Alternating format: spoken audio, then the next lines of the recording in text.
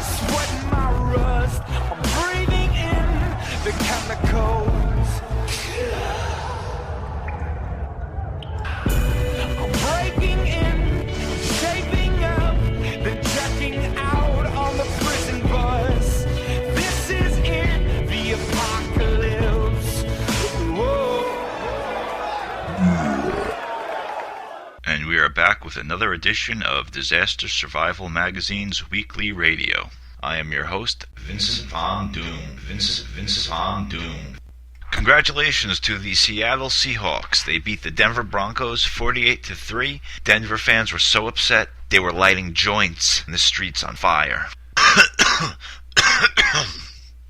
In case you missed the game, it's okay, you didn't miss much. I fell asleep. But I did catch the MVP interview. That was pretty interesting. Did you see the 9/11 truther when he grabbed the microphone? No, I always imagine myself making great plays, but you never think about being MVP. Investigate 9/11. 9/11 was perpetrated by people within our own government. All right. Is everybody all right? Whoa, wakey, wakey. This is what happens when you have awake people walking around. They're very dangerous, and they're not under mind control or affected by psyops or the stuff we're putting in their food. Or sometimes they just go off their medication or forget to take it. And then stuff like this happens. They grab the mic and they can see through the conspiracies and they can see what's really going on. So beware of these type of people. Very dangerous. Before we get into the breaking news stories, I just want to say thank you to all the readers out there for helping to make Disaster Survival Magazine one of the highest grossing magazines on Magster.com. Issue number 3 is out. It's a really great issue. It's jam-packed with a lot of great articles, and we'll get into that a little later after the news. We'll give a full breakdown of the different articles and people we have in it. We're also working to get the magazine available on all platforms, Kindle, Zeno, and Next Issue, some of the other online newsstands. And we also have an online digital newspaper now, Disaster Daily, which is updated twice a day. And then we have Disaster Survival Weekly. Those are both online newspapers. We're going to be providing links to it from our website. Those are both free. You can subscribe to them. We also did our first live test broadcast of DSN breaking news alerts. We are going to be doing those for our YouTube channel. We're going to have reporters on the West Coast, East Coast, and all across the country. We just sent out a radiation detector to my co-host, James, and he's going to be doing live radiation readings from the beaches of California. So that's very exciting. The YouTube channel and the magazine, the newspaper, things are really going good for the Disaster Survival Network. And if you want to be a part of it, you can join us at disastersurvivalnetwork.com and just send us an email, survive@disastersurvivalnetwork.com, and just say that you want to be a member. Membership is free, and it definitely has its benefits. As usual, we have a lot of crazy shit going down. Justice Scalia just said that we're going to be opening up the FEMA camps, the World War II internment-style camps. I wonder what they're going to be used for or who they're going to be filling them with, because we are not in the middle of a world war. Or are we? Listen to this clip from V.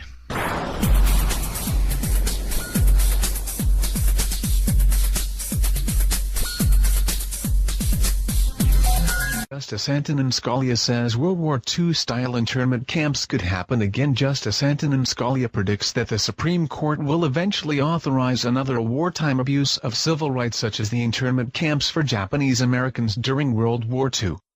You are kidding yourself if you think the same thing will not happen again, Scalia told the University of Hawaii Law School while discussing Korematsu v.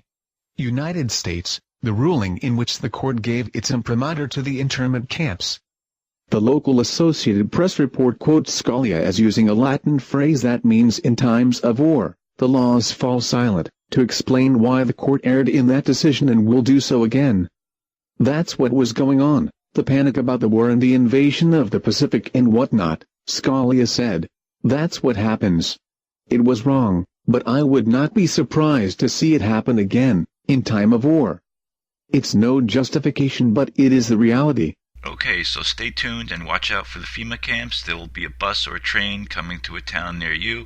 If you can't get to the hub, we'll have a FEMA representative pick you up. Transportation is not a problem. We'll make sure we get you there. We have reports of fake snow flooding the internet. Supposedly there's a massive chemtrail operation that's dumping fake snow that's supposedly doesn't melt. It smells like plastic, and the latest thing is that it's nanobots or Monsanto is trying to destroy the crops, and that's not my opinion, by the way, or the opinion of this network. This is just the rumors that are going on the internet, that they're trying to turn us into cyborgs with Morgellons, and this is a slow process that they're using depleted uranium. There's this lady, Michelle Hopkins, who's been pushing this on her YouTube site, and there's a scientific explanation for this. So don't get too freaked out, and don't follow the herd of sheeple who are really believing that this is some type of military project where they're trying to kill us or alter us. Snow has different melting properties than ice cubes. The butane smell is from the lighter, the big lighter, and it's all perfectly normal, folks. There is a new major heroin epidemic in America. Actor Philip Seymour Hoffman was found dead with a needle in his arm and 65 bags of heroin. There is a new, very lethal heroin making the rounds, which is cut with fentanyl. And please, if you know anyone who has a problem with addiction, please get them the help that they need, and do not try to discourage them if they want to get on a methadone program or Suboxone. It could save their life. And as a member of the Disaster Survival Network, it's your responsibility to help people, not just in natural disasters or war, but also in drug addiction. If you have a friend or a family member that's suffering, you should try to get them the help that they need. Hoffman's death comes 6 months after popular Canadian actor Corey Monteith died of a heroin-related overdose. U.S. authorities say use of the drug is now at epidemic proportions because of a massive spike in smuggling from Mexico. And as Ron Charles reports, addiction experts here in Canada warn there's good reason to be worried. Connie Thompson has been clean for 15 years. The former heroin addict is now an addiction counselor, and what she has been seeing lately troubles her.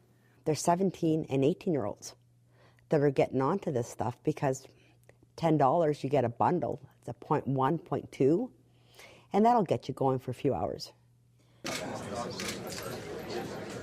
Over the past few years, heroin has been taking center stage at news conferences following big police drug busts. Experts call that just one indication of heroin's resurgence. The use of heroin was really going down, and the use of heroin was really dying out. And what we've seen with the really explosive increase in prescription opioid addiction, so pills like OxyContin, have really contributed to the resurgence of heroin as a problem drug in our society. He says that's because some of those prescription drugs have become harder to obtain or too expensive for addicts. And so for many of them, heroin has become the readily available alternative that is also now cheaper and more potent than ever before. Dennis Long runs a Toronto addiction clinic and says the change in who uses heroin is worrying. The thing that worries me as a service provider is when people move from one substance to another. So, for example, if you've been using OxyContin for quite some time, you know what the doses are, you know what you're doing, and then you move to using heroin or other stuff, you don't.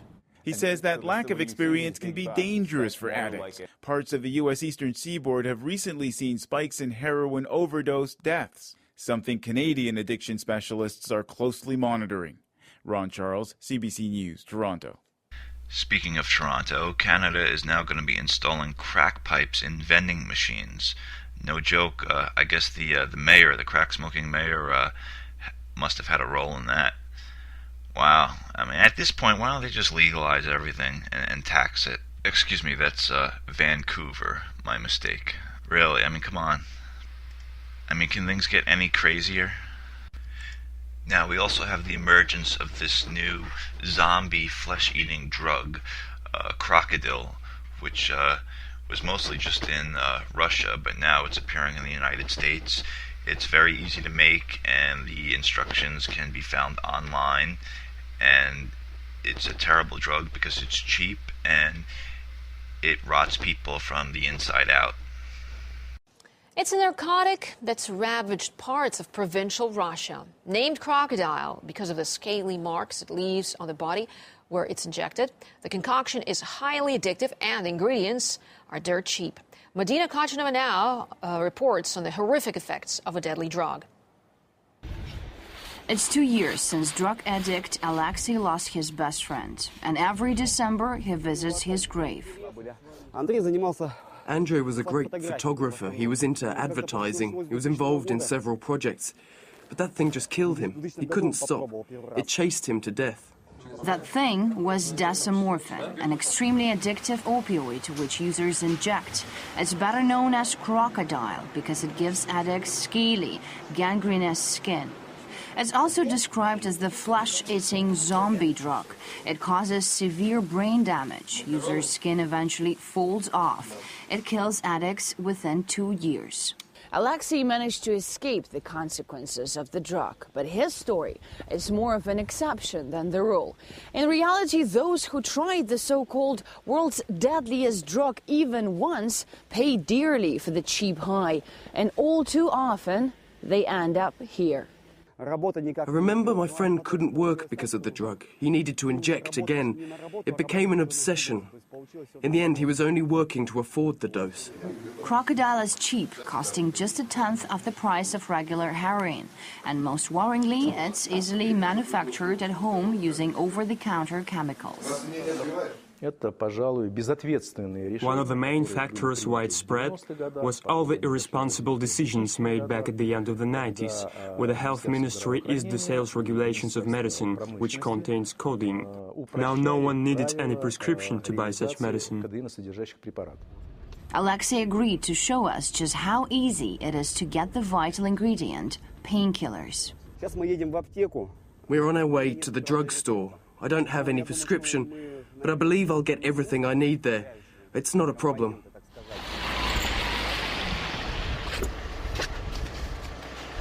It didn't take him long, just 5 minutes, and he was back. Alexei tells us that crocodile is made by combining codeine with ordinary household detergents or even gasoline.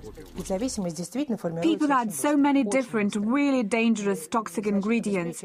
What they get in return is a very intense and very short high. The addiction is developed so fast, faster than heroin. This is a drug of poor, those who can't afford anything. Russia's problem with crocodile peaked at the turn of the century. Since then, the availability of codeine has been heavily restricted in pharmacies. As one of the luckier addicts who survived after quitting crocodile, Alexei has a stark warning. Don't do it. This thing just turns you into a monster. It eats you inside. It's so painful, it's so scary. You lose everything, your friends, your family, everything. Medina Kachanova, RT, Moscow. Yeah, so we got real-life zombies, we got bioweapons that they're developing, the new season of The Walking Dead is on, we got radiation from Fukushima starting to come over here, chemtrails, they're chemtrailing us constantly, putting stuff in the food, in the water. So yeah, if I were you, I would definitely start prepping if you haven't, and I would try to join a local survival group. And of course I would recommend that you join the Disaster Survival Network. We got a lot of cool stuff going on. We're on Facebook, Twitter.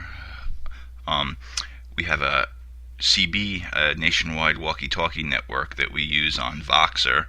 It's a really great program. You can walkie-talkie up to 500 people of your network, and me and my co-host use it a lot. It's kind of like Nextel, if you ever used the Nextel phone, but it's a nationwide network for your smartphone. So you can download that at Voxer.com, VOXER.com. And we do Google Hangouts. We have live Hangouts that we broadcast on Google, where we invite a bunch of guests and members of the network. Send me an email.